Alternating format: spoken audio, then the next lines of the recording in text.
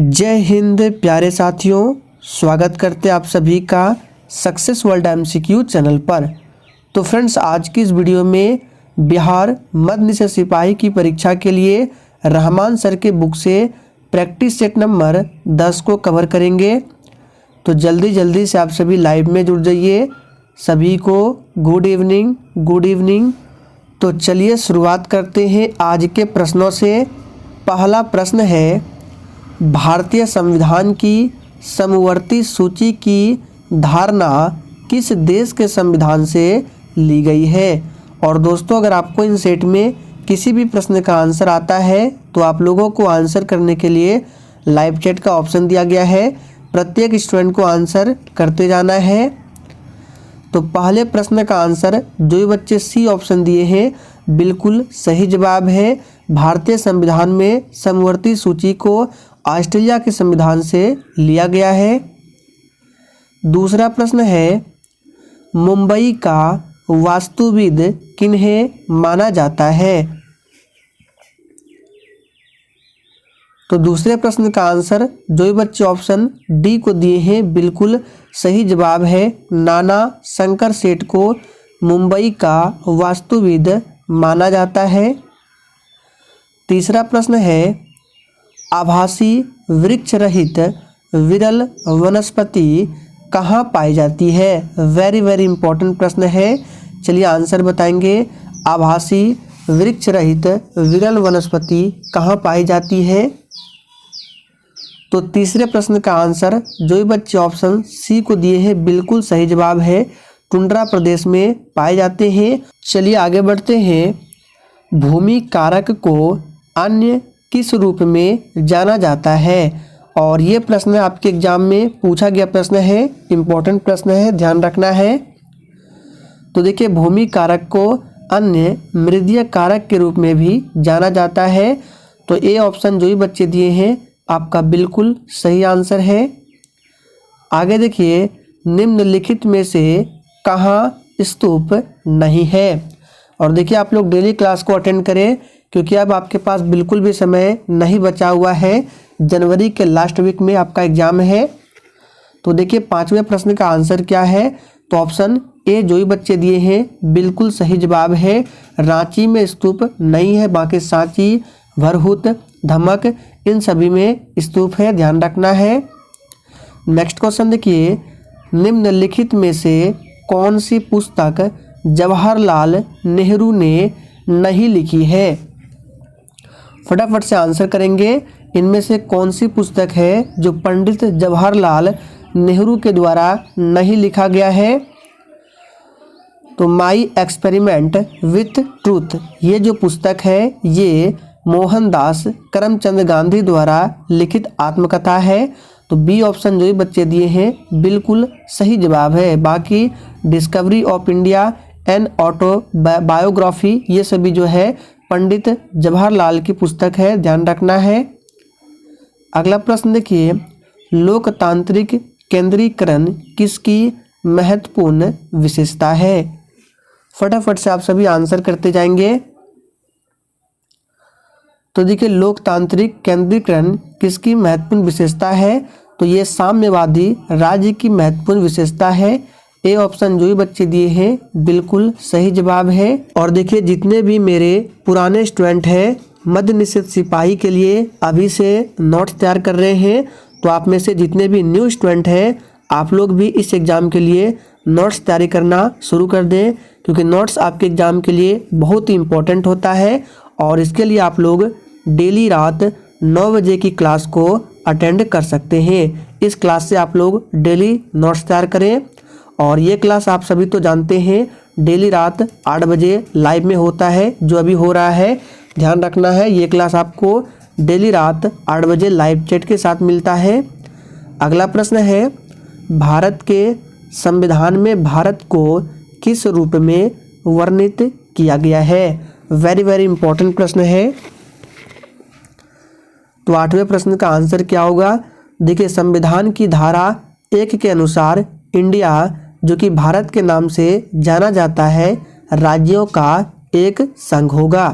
तो D option इस प्रश्न का बिल्कुल सही जवाब है, राज्यों का संघ छाया मंत्रिमंडल किसकी प्रशासनिक व्यवस्था की विशिष्टता है? वेरी वेरी इंपॉर्टेंट प्रश्न है, इसको मार्क करके रखना। तो छाया मंत्रिमंडल, जिसको शैडो कैबिनेट बोला जाता है, ये किसकी प्रशासनिक व्यवस्था है? तो सही जवाब है ब्रिटेन। ए ऑप्शन जो ही बच्चे दिए हैं बिल्कुल सही आंसर है। अगला प्रश्न है, किस राष्ट्रीय राजमार्ग को शेरशाह सूरी मार्ग कहते हैं? चलिए आप सभी आंसर करेंगे। तो देखिए, राष्ट्रीय राजमार्ग 1 या कहे NH1 जो है उत्तर भारत में स्थित राष्ट्रीय राजधानी नई दिल्ली को पंजाब के शहर अटारी के नज़दीक भारत पाकिस्तान सीमा से जोड़ता है। और राष्ट्रीय राजमार्ग 1 जो है यह शेरशाह सूरी द्वारा बनवाया गया ग्रांड ट्रंक रोड है। तो सही जवाब है डी ऑप्शन, राष्ट्रीय राजमार्ग नंबर 1। निम्न में से कौन सा शिलालेख चालुक्य सम्राट पुलकेशिन द्वितीय से संबंधित है? चलिए आंसर करते जाएंगे। तो 11वें प्रश्न का आंसर क्या होगा? सी ऑप्शन, ऐहोल अभिलेख। ये जो है शिलालेख चालुक्य सम्राट पुलकेशिन द्वितीय से संबंधित है। ब्राह्मणों पर भी जजिया लगाने वाला दिल्ली सुल्तान कौन था? बिल्कुल टॉप लेवल का प्रश्न है। तो हमने आपको बताया था ब्राह्मणों पर भी जजिया लगाने वाला दिल्ली सुल्तान कौन था? तो आप सभी जानते हैं कौन था? फिरोज तुगलक। बी ऑप्शन जो ही बच्चे दिए हैं आपका बिल्कुल सही आंसर है। आगे देखिए, निम्नलिखित में से कौन सा पर्ल सिटी के नाम से जाना जाता है? और जिसने अभी तक सेशन को लाइक नहीं किया है तो आप सभी से रिक्वेस्ट है, सेशन पसंद आता है तो दिल से आप सभी सेशन को लाइक जरूर किया करें। तो किसको, कौन सा पर्ल सिटी के नाम से जाना जाता है? इसका सही जवाब है ऑप्शन डी, हैदराबाद को। डी ऑप्शन जो ही बच्चे दिए हैं बिल्कुल सही आंसर है। बंगलौर को सिलिकॉन वैली के नाम से जाना जाता है। फूलों की घाटी किसको कहा जाता है? उत्तराखंड को। केंद्र और राज्य के बीच केंद्रीय संसाधनों के निर्णय पर परामर्श करने के लिए राष्ट्रपति द्वारा किस निकाय का गठन किया जाता है? तो इस प्रश्न का सही जवाब है वित्त आयोग का गठन किया जाता है। वित्त आयोग के बारे में संविधान के आर्टिकल 280 में बताया गया है। राइडर कप किस खेल के खिलाड़ियों को दिया जाता है? चलिए 15 के लिए फटाफट से आप सभी आंसर बताएंगे।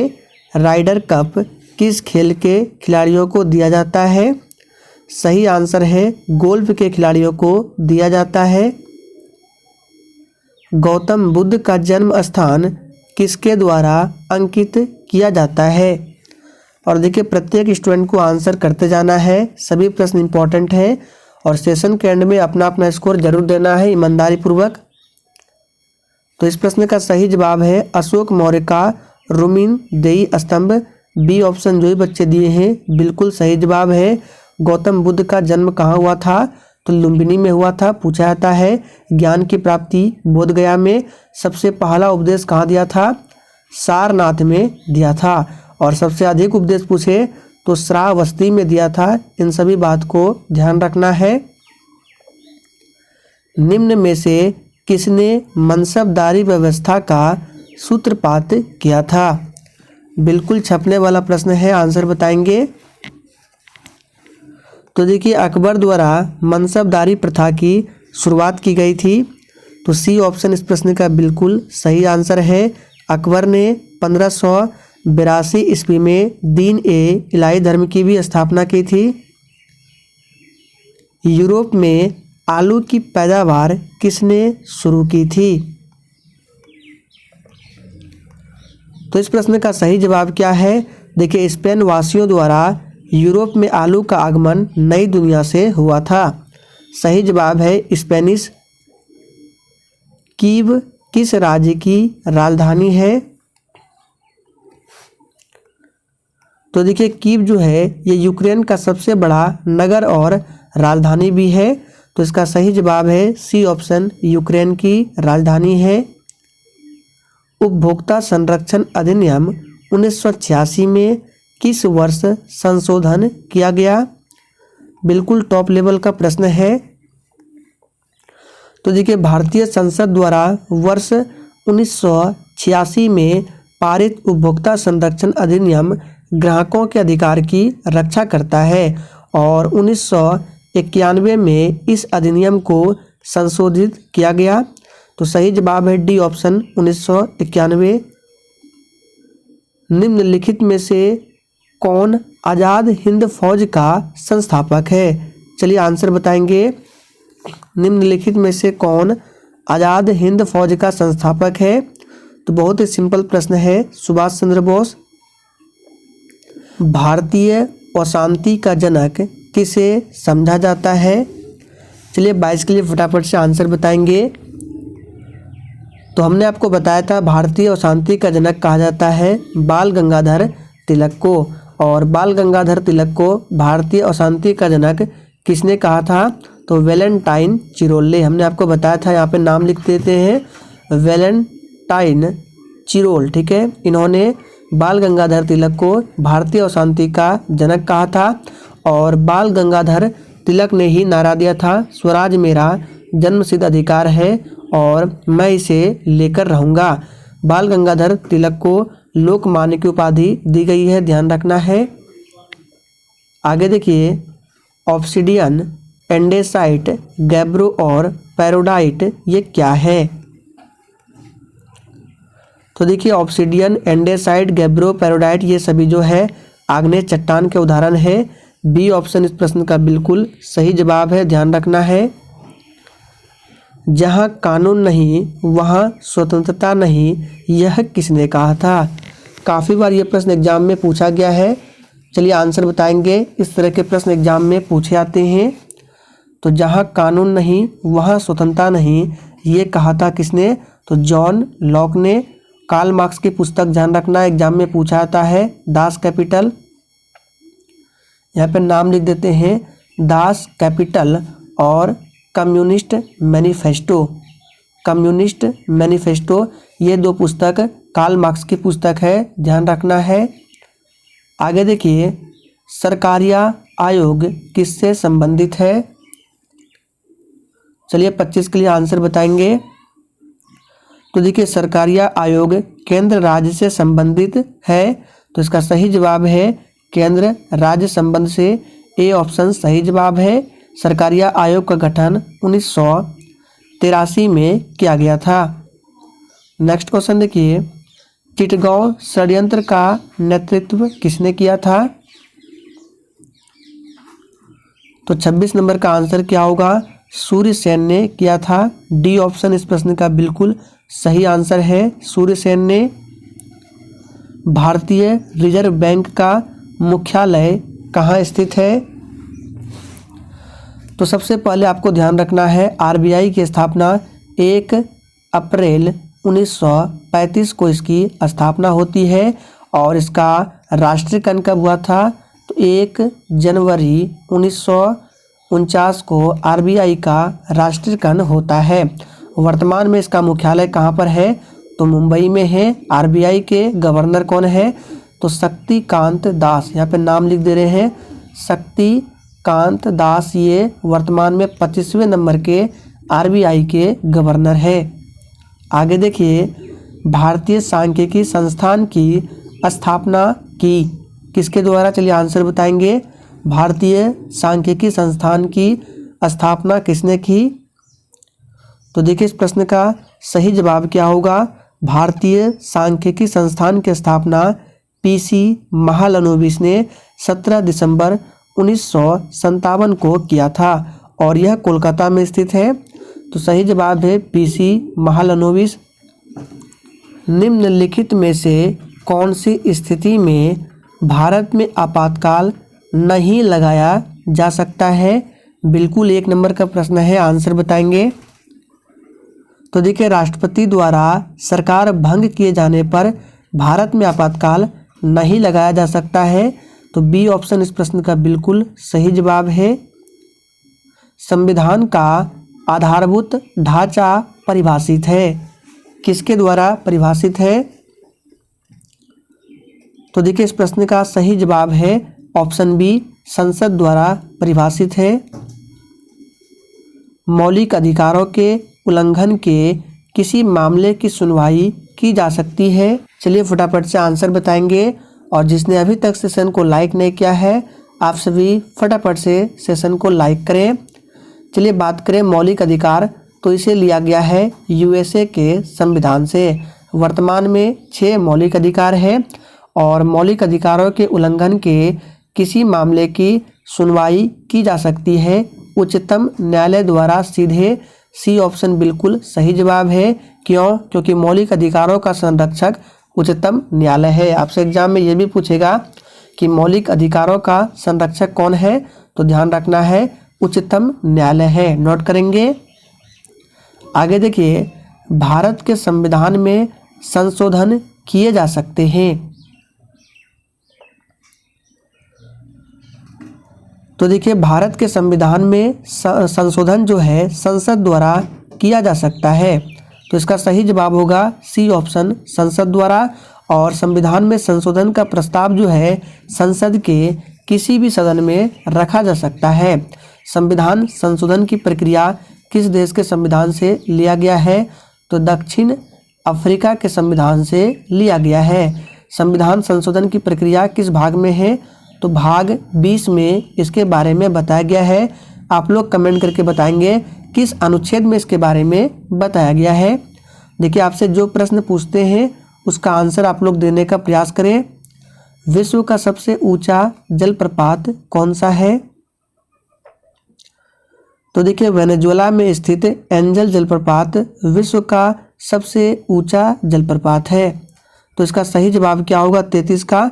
तो साल्टो एंजल जलप्रपात कहाँ पर है? वेनेजुएला में है। ध्यान रखना है। वेनेजुएला की राजधानी भी पूछा गया एग्जाम में, तो कराकस याद रखना है। कराकस जो है वेनेजुएला की राजधानी है। राज्य नीति के निर्देशात्मक सिद्धांत क्या है? फटाफट से आप सभी आंसर बताएंगे 34 के लिए। तो देखिए राजनीति के निर्देशात्मक सिद्धांत क्या है? इसका सही जवाब है ऑप्शन ए, कानून द्वारा लागू किए जाने योग्य उच्चतम घनत्व वाला राष्ट्र कौन सा है? तो देखिए उच्चतम घनत्व वाला राष्ट्र कौन सा है? बांग्लादेश है। बी ऑप्शन इस प्रश्न का बिल्कुल सही आंसर है। बिहार राज्य में फिल्म की दुनिया की शुरुआत करने का श्रेय किसे दिया जाता है? तो देखिए इंपॉर्टेंट प्रश्न है। बिहार में फिल्म की दुनिया में शुरुआत करने का श्रेय महाराज भूपेंद्र नारायण सिंह को दिया जाता है। इन्होंने 1931 में हिंदी में पुनर्मिलन नामक फिल्म बनाई, और यह बिहार की पहली फिल्म थी। याद रखना है पहली फिल्म कौन सी थी बिहार की? तो पुनर्मिलन। तो इसका सही जवाब क्या है? सी ऑप्शन, महाराजा भूपेंद्र नारायण सिंह। बिहार के वह मुख्यमंत्री जो सबसे अधिक अवधि तक इस पद पर रहे कौन है? तो बिहार में सबसे अधिक दिनों तक मुख्यमंत्री के पद पर रहने वाले मंत्री हैं श्री कृष्ण सिंह। सही जवाब है B option, Shri Krishna Singh. Rutherford का अल्फा कण प्रकीर्णन प्रयोग किसकी खोज से संबंधित था? वेरी वेरी इंपॉर्टेंट प्रश्न है। तो 38 का आंसर क्या है? तो इसका सही जवाब है ऑप्शन सी, परमाणु में नाभिक इलेक्ट्रॉन की खोज जे थॉमसन। आगे देखिए, समान रूप से सीधी सड़क पर स्थिर गति से दौड़ने वाली कार के संदर्भ में निम्नलिखित में से कौन सा कथन सत्य है? सभी ऑप्शंस को सही से पढ़िए। चलिए आंसर बताएंगे फटाफट से। तो देखिए इस प्रश्न का सही जवाब क्या होगा? तो 39 का आंसर होगा डी ऑप्शन, कार का वेग निरंतर परिवर्तित हो रहा है। डी ऑप्शन जो भी बच्चे दिए हैं बिल्कुल सही जवाब है। समुद्री जीव के स्वास्थ्य का निर्धारण करने हेतु किसे मापा जाता है? पूछा गया प्रश्न आपके एग्जाम में, सोच समझकर आंसर करना है।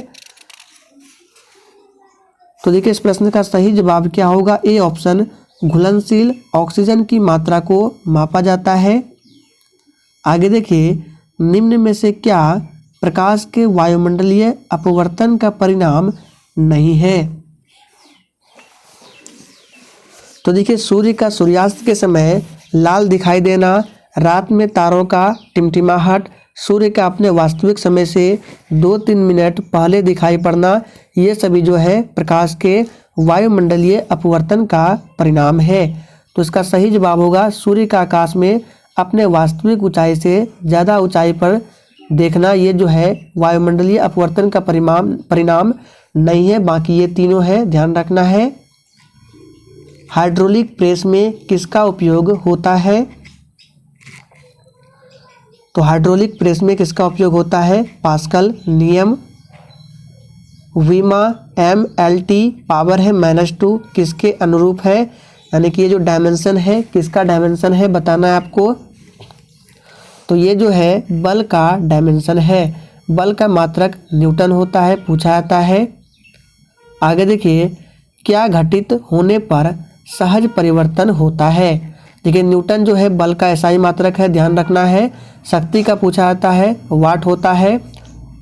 तो क्या घटित होने पर सहज परिवर्तन होता है? इसका सही जवाब है मुक्त ऊर्जा में कमी। जब कोई दौड़ती हुई कार अचानक रुक जाती है तो यात्री आगे की ओर क्यों झुक जाते हैं? तो देखिए, जब कोई दौड़ती हुई कार अचानक रुक जाती है तो यात्री आगे की ओर क्यों झुक जाते हैं? इस प्रश्न का सही आंसर है गति के जड़त्व के कारण। ध्यान रखना है, जब कोई दौड़ती हुई कार अचानक रुक जाती है तो गति के जड़त्व सिद्धांत के अनुसार यात्री जो है आगे की ओर झुक जाते हैं। लोहे में जंग लगना क्या है? तो देखिए, जब लोहा वायु एवं नमी के संपर्क में आता है तो भूरे रंग के परत का निर्माण होता है, जिसे जंग लगना कहते हैं। और लोहे में जंग लगना जो है ये एक विद्युत रसायन परिवर्तन है। सही जवाब है बी ऑप्शन। रेडियोधर्मी तत्व किसका उत्सर्जन करते हैं? तो हमने आपको बताया था रेडियोधर्मी तत्व जो है अल्फा, बीटा और गामा विकिरण का उत्सर्जन करते हैं। आगे देखिए, एड्स के विषाणु किसे नष्ट कर देते हैं? एड्स किससे होता है? तो ये वायरस यानी कि विषाणु से होता है। किस वायरस से होता है पूछा जाता है? तो ये HIV वायरस से होने वाला रोग है। एड्स दिवस किस तिथि को मनाया जाता है? तो 1 दिसंबर को मनाया जाता है। एड्स का फुल फॉर्म भी पूछा जाता है, एक्वायर्ड इम्यूनो डिफिशियंसी सिंड्रोम, ये एड्स का फुल फॉर्म होता है। तो यहाँ पे पूछा है कि एड्स के विषाणु किसे नष्ट कर देते हैं? तो सही जवाब है लिम्फोसाइट। पोलियो का नैमित्तिक जीव क्या है? चलिए फटाफट से 49 के लिए आंसर बताएंगे। तो पोलियो का नैमित्तिक जीव क्या है? सही जवाब है विषाणु है। लास्ट प्रश्न है, एक पीढ़ी से अगली पीढ़ी को आनुवांशिक जानकारी का अंतरण होता है किसके द्वारा? तो देखिए, ये होता है DNA द्वारा। सी ऑप्शन जो ही बच्चे दिए हैं बिल्कुल सही आंसर है। तो फ्रेंड्स, आज के लिए इतना ही। सेशन पसंद आया हो तो सभी लोग लाइक करें और सेशन को शेयर करना ना भूलें।